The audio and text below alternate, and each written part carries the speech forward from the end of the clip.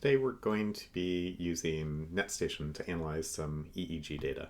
So here I have two EEG files, one that is the participants' data and then one that is the timing data, and I'll talk about that in a little bit. So if we go ahead and open up the participant data, it loads in Net Station Review, and we can see that we have a lot of information presented to us. Actually, the default view looks something like this, and the data looks somewhat messy because it hasn't been filtered. So this is sort of collected all the way down to DC, direct current. And importantly, we can take a look at the timing events throughout the file, and we have non-words, practice non-words, and then we have practice words and words. So I made up these event codes for the presentation that was done in E' in this case, but we've also done it in CyclePy. And you can see that there are 36 words and 26 non-words, some practice of each, and then there are responses for each of these. And so we can actually click into the events, and you can see that the first practice non-word happened at 46 seconds, and then the response to that happened at 49 seconds. So let's go ahead and get into analyzing this data. Go ahead and close the file, and the next thing that we need to do is open up NetStation Tools. And Tools works fairly simply. The first thing that we're going to need to do is filter the data down. So we can drag our file into the inputs, and we can sort by tool type, and we can see that I already have a tool for filtering from 0.1 to 30 Hertz, which is pretty standard in the EEG literature world. And once we have that set, we can click Run. And now we have a new file that has a extension -fill. Now if we open this, you can see that the EEG looks much more believable. In general, we're going for somewhat flat lines. You can also adjust the scale down to, say, 20 microvolts to millimeter, and you'll get even more of a sense. Now, importantly, this is child data, so there are plenty of times where my participant was not necessarily sitting still. The next thing that we're going to do is segment the data, or epoch it, based on our events. So go ahead and close that file, and go back to Tools. And now the next thing that we need to do is make a segmentation. And so if we go under here and say New Segmentation, we can name our tool word non-word. Maybe I'll add demo to it, and we'll append the extension seg, and same as source. So this will create a new file, just like our filtering tool created a new file. Going to have two categories. One is going to be word, and we'll go ahead and say the segment should be 100 milliseconds before the event and 900 milliseconds after the event. And we'll specify an offset, and I'm going to go ahead and type in 25 here, and I'll tell you where I got that number in a moment. But go ahead and clone, and now we can have our non-word. And in order to specify what the symbols are in our file, we click Browse Criteria, and we drag our file in. And now we can see that there are a whole bunch of different types of information inside our EEG file. Here I've labeled things as codes, but they're often also in labels or tracks or key codes.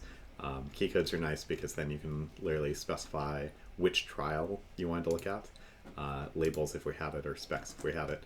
And specs are quite nice because you can specify if you have a response, if that evaluated as correct or incorrect.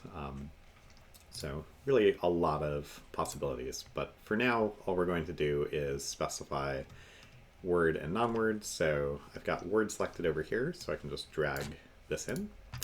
And now I click over to non-word, and I can just drag non-word AM. And you can see that here we have word plus and non plus, and our offset segment is set to 25 for both of these. Now we can go ahead and click create and close this window, and now we can drag our filter in and click run. And now we have our subject file with filter and segmented on there. Now I did say that there was a offset of 25, and the way that I get this offset is we recorded data with a timing kit attached, and the timing kit gives us two different kinds of information. In this case, there was a photo cell attached to the screen. Oh, that's always surprising. We'll try that one more time.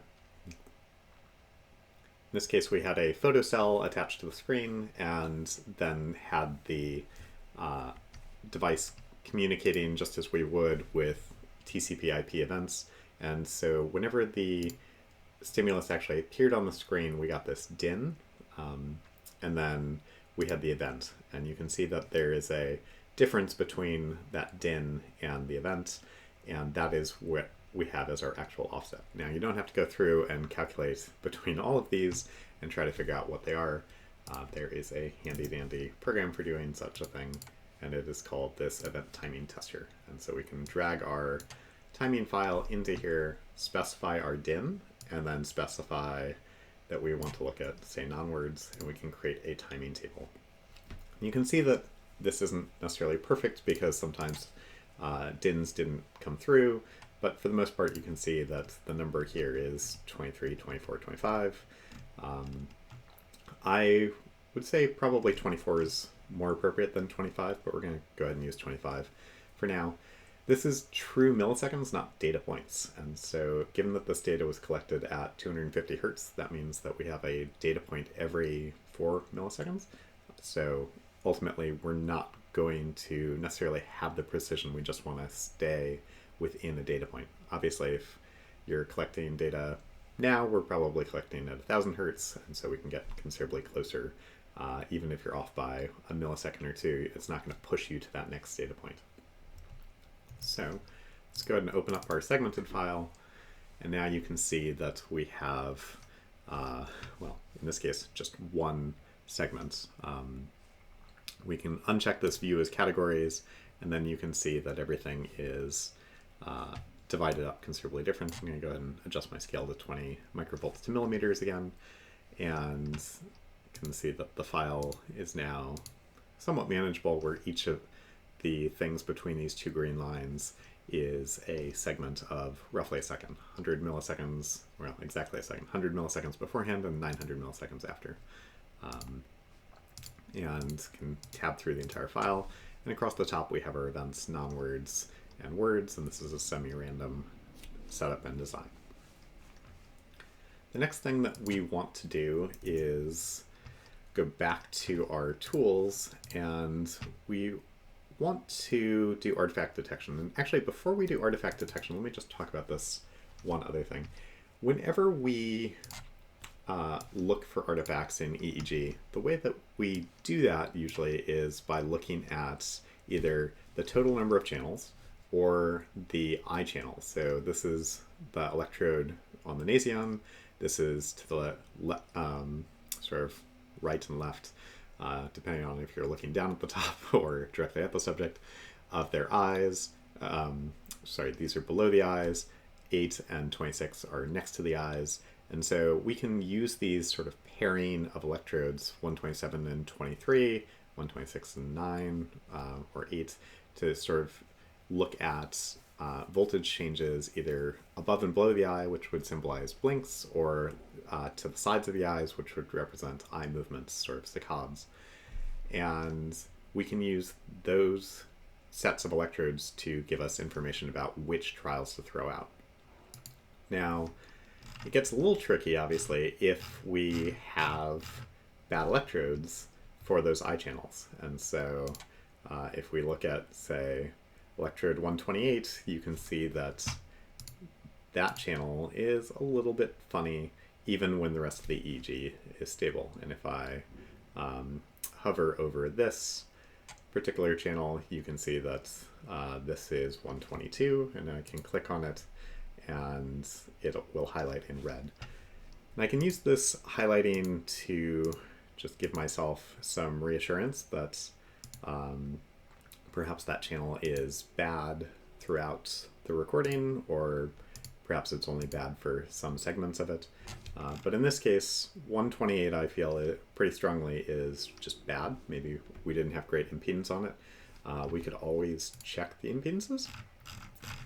And while it says that the impedance at the beginning of the recording was 33, that may not, and generally we want to keep these under 50, that may not have been the case throughout the entire recording. So what I'm going to go ahead and do is mark channel 128 bad. And when I do that, it's going to mark it bad for the entire recording, which is important because we're going to interpolate it before we even start. And I'm going to go ahead and check 122 as well. 122 I'm less worried about. But the reason that we're doing this is that if an electrode was bad, then whenever we went through with automated artifact detection, we would end up with the automatic artifact detection thinking that all of the trials were bad based on a bad electrode instead of them actually being bad due to artifacts.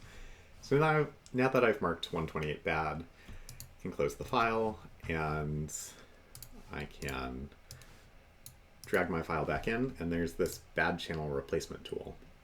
There are no settings for this tool, so we can just go ahead and run it. And when I do that, now we can open up the file again, and you can see that channel 128 is now much more flat throughout the recording because we've done a spherical spline interpolation. There are certainly other channels that I could go through, but for today's demo, I'm not going to go through that. Go ahead and close this, and now I can drag this file in and we can do our automated artifact detection. And here I've specified a series of ways of looking at bad channels or bad epochs. So I'm specifying that a bad channel is anytime that the max minus the min is over 200 microvolts over an entire segment, but we also perform this moving average of 80 milliseconds. So it's kind of this like very slow roll. I've seen this number at 150. I've seen it at even 100. I think for child data, because bad channels tend to be very, very bad, 200 works quite well for this particular data. Eye blinks, now this is different from the bad channels because it's only going to look at those eye channel leads that I talked about before, max minus min of 140 with a moving average. And if we had, say, baby data or nets that didn't have the inferior eye channels, or maybe the inferior eye channels were bad, we could always exclude those. And then eye movements or saccades, same thing, but here we're looking at 55 microvolt differences. Go ahead and say that anytime that 20% of the segments have a bad channel, to mark it bad for all of the segments, so a fifth, and mark a segment bad if it has more than 10 bad channels, so 10 out of 128, sounds like a lot. Contains an eye blink, an eye movement, and then we're going to go ahead and overwrite any previous bad segment and bad channel information in case you ran this tool before. This won't overwrite the bad channel of 128 that we had already because we went ahead and interpolated that already. So if I click run, I'm going to get one thing out, which is this log file. And the log file really just has categories, and then whether it's good, bad, if it's got eye blinks, if it's got eye movements, and what the bad channels are. So you can see that segment 1 is looks like it's fine. Looks like it doesn't have any eye blinks, or but it may have eye movements, and these are the bad channels. So if we open up our file again, now you can see that there's a lot of information. So these faint red X's and kind of hard to tell initially what's going on overall, but we can open up a different view, which is this topo plot view down here at the bottom. And when we do that, we get a whole bunch of other options. So the first thing that I'm going to do is click go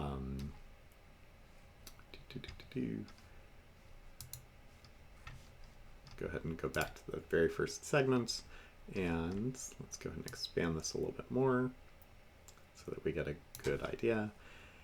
And let's see, we can also sort of fit the time series.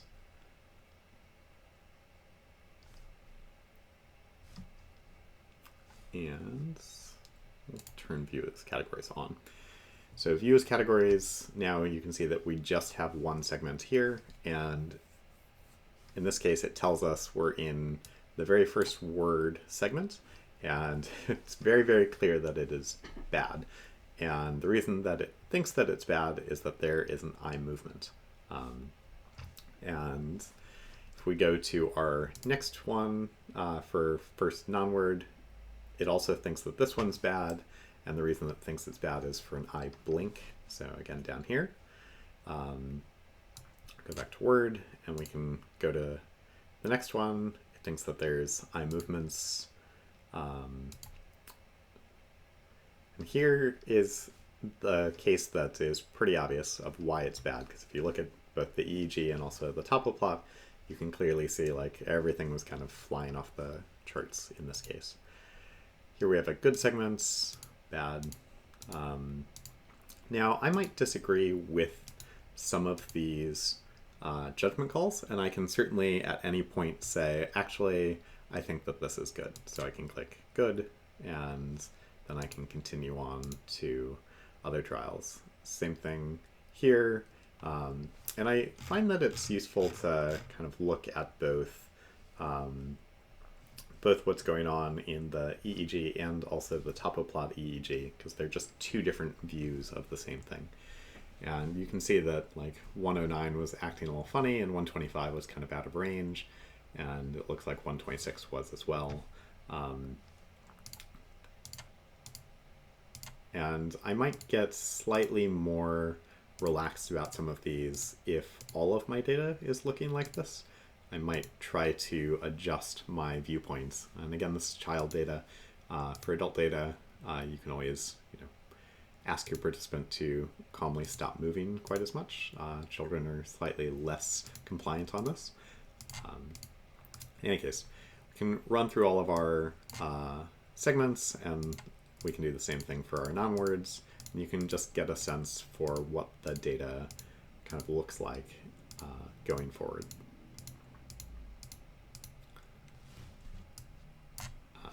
Now that I've got it on time, I can always set fit, which will give me the entire EEG for that particular segment, also in the topo plot. Now, maybe it's starting to make a little bit more sense of what is good and what is bad. Once you get comfortable with identifying which segments are good and which segments are bad, we can close this, and we can go back to our tools, and we can again run the bad channel replacement, because in many of those cases we had good segments that had a bad channel here and there.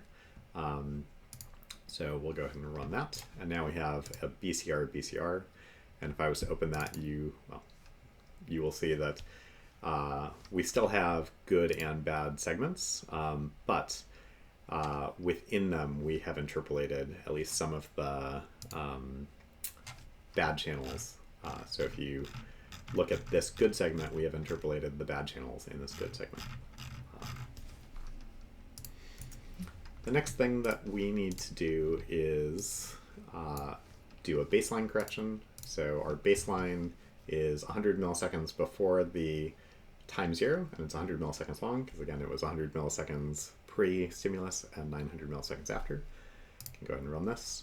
And I'm going to go ahead and not open that, but I'm going to run the average reference. So the average reference is essentially early on, as you do your recording, we have our reference electrode. In this case, it's the V reference or CZ, and every electrode measures the difference between that reference electrode and itself. So electrodes close to the reference are going to be show very small differences in voltage, and electrodes that are very far away are going to show larger differences.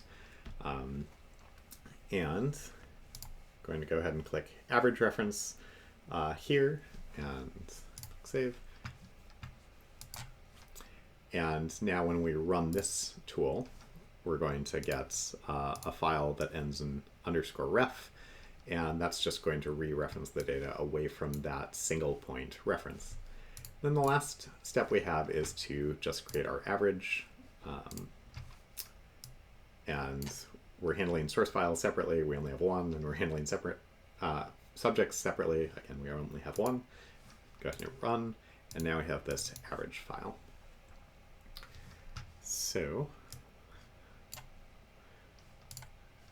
now we can fit the data. This is average, so now we have to crank up the amplitude, so to speak, and we can look at multiple categories simultaneously. So we can look at word and non-word, and in this case, we only have sort of two categories because we don't have individual segments anymore. You can see that this looks a little bit messy, although we get some very clean ERPs here, and we can change this to, say, a slightly different time and amplitude, and now you can see that we have sort of our, I can drag this line to be our stimulus onset, which is right here. And now you can see sort of the ERP afterwards. Another way that we can look at this data is with a butterfly plot. So in the butterfly plots, we can kind of get a sense for what's going on.